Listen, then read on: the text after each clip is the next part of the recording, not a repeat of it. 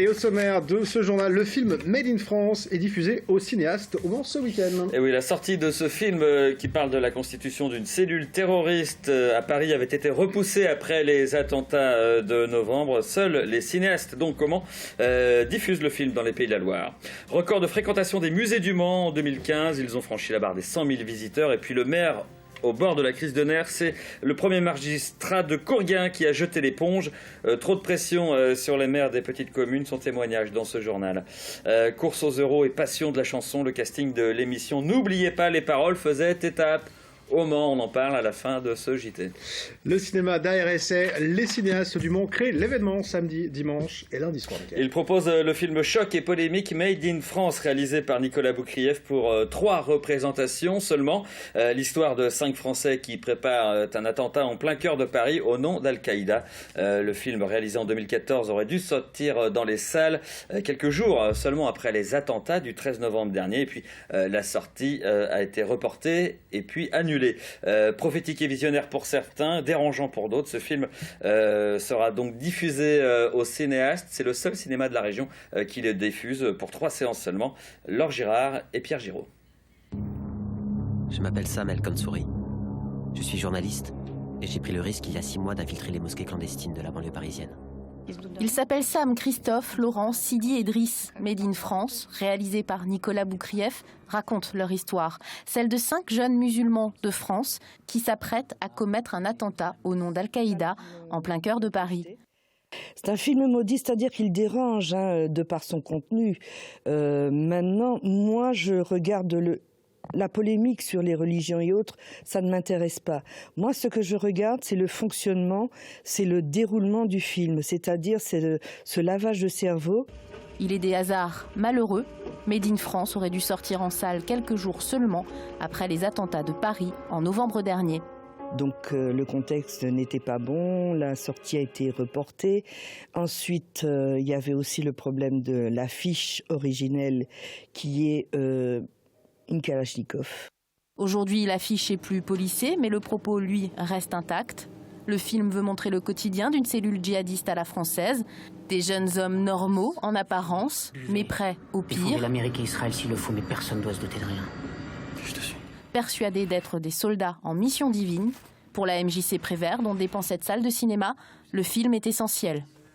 Le cinéma des cinéastes est un endroit où on doit pouvoir discuter de tout, parler, disserter. C'est d'ailleurs pour ça que des débats sont organisés assez souvent. Dans cette perspective, des groupes de jeunes membres d'associations, comme Ado 72, ont été invités par la MJC pour assister à l'une des séances. Pourquoi est-ce que tu t'y entends de battre ? La vengeance n'a rien à voir avec l'islam. Pour tous les autres, il sera prudent de réserver sa place aux séances de samedi, dimanche et lundi soir. Enfin, le film est accessible en vidéo à la demande à partir du 29 janvier. Et un accident de la route a fait un blessé grave ce matin. À Ivry-l'Évêque, un minibus de transport de personnes handicapées a percuté une voiture sur la route de Sargé. Bilan 2 blessés légers et 1 blessé grave, donc il s'agit de la conductrice de la voiture.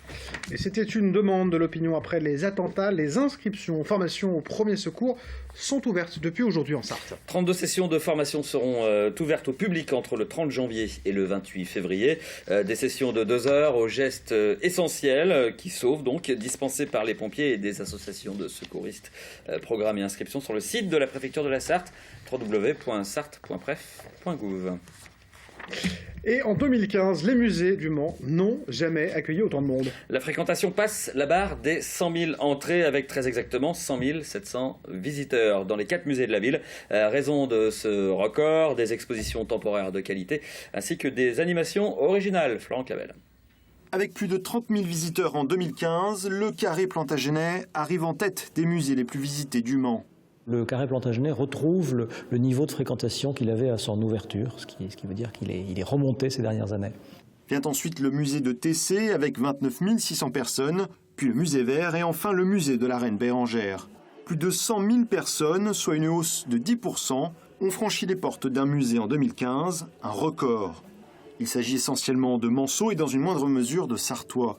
Ce qui marche, Avant tout, les expositions temporaires.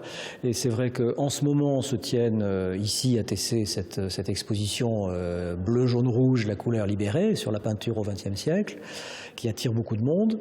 Et au Carré Plantagenet, l'exposition Masque, beauté des esprits, en partenariat avec le musée du Quai Branly, qui est également à les faveurs du public. Les animations ont également permis d'attirer un nouveau public, plus jeune. De bons chiffres de fréquentation, dont la direction des musées entend bien tirer profit. C'est plutôt aussi montrer aux autres musées qui prêtent des œuvres pour des expositions la crédibilité, le sérieux, la réussite de ces projets, et donc assurer un bon niveau de confiance et de collaboration pour permettre de poursuivre cette politique d'emprunt et d'exposition temporaire comme le font tous les musées en France. Pour l'année 2016, le service des musées entamera un nouveau virage avec la présentation de ses propres collections de peintures italiennes.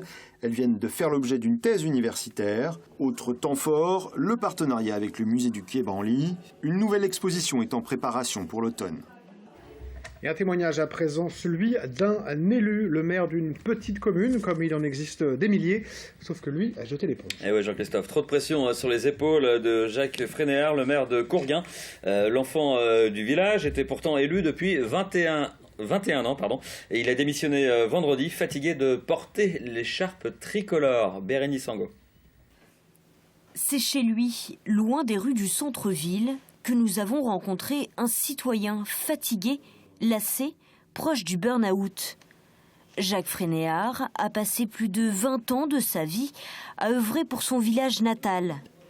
Mais depuis le début de son second mandat, les problèmes s'accumulent. Après plusieurs semaines de réflexion, il décide de rendre son écharpe. Pour moi, c'est un déchirement. Mais je pense que dans l'avenir, il vaut peut-être mieux quand même que je privilégie ma personne. Ses raisons sont multiples.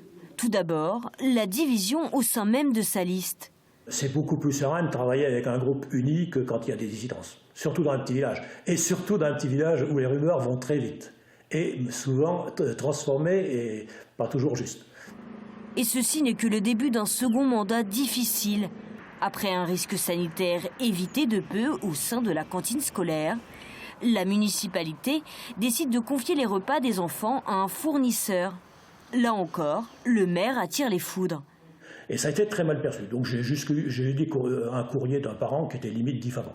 Mais j'ai toujours tout fait pour que cette école vive. Et là, pour moi, ça c'est vraiment une grande claque. Mais vraiment une grande claque. Et certainement une des raisons importantes de ma démission. Épuisé, le maire doit encore se battre contre la réforme territoriale et défendre son plan local d'urbanisme.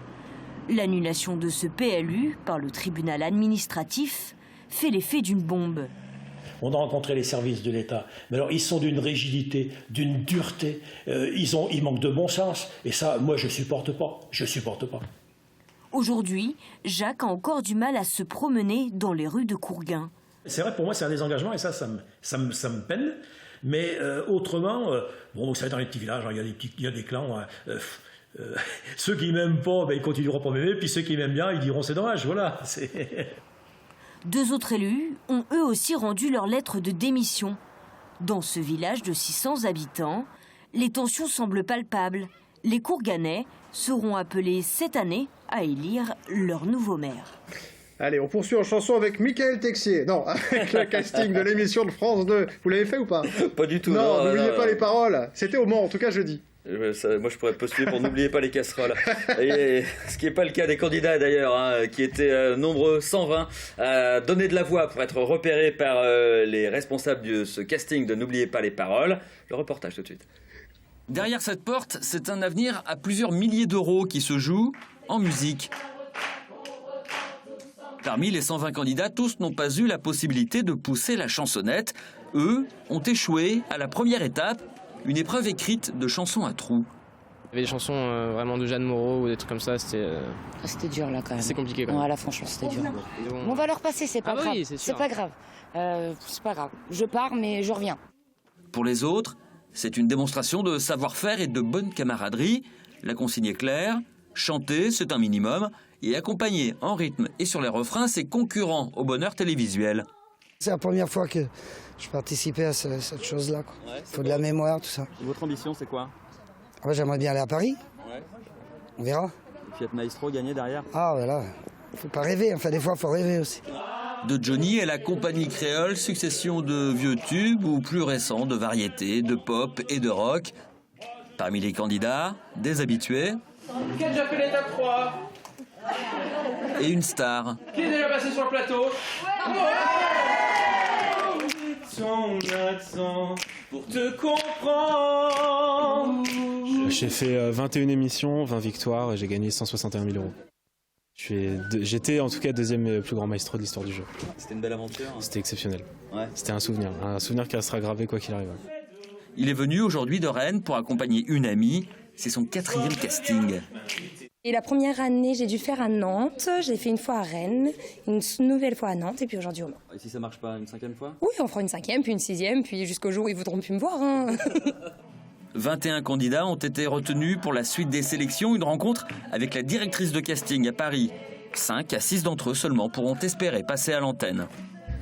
Et on connaît le palmarès du concours Sarthe Endurance Photo, Miguel. Eh oui, 4 photographies qui ont reçu donc le premier prix dans leur catégorie respective, que vous voyez donc à l'écran. C'est la 6e édition de ce concours ouvert aux amateurs et aux professionnels. L'esprit du concours, c'est de donner à voir les à côté, les petits riens, les instants magiques qui font la grande histoire donc de cette endurance. Voilà pour le 4e lauréat. Et voilà, de bien belles images pour terminer en tout cas cette édition. Dans un instant, c'est la météo et puis l'actu vue d'ici. Merci Mickaël, à tout de suite.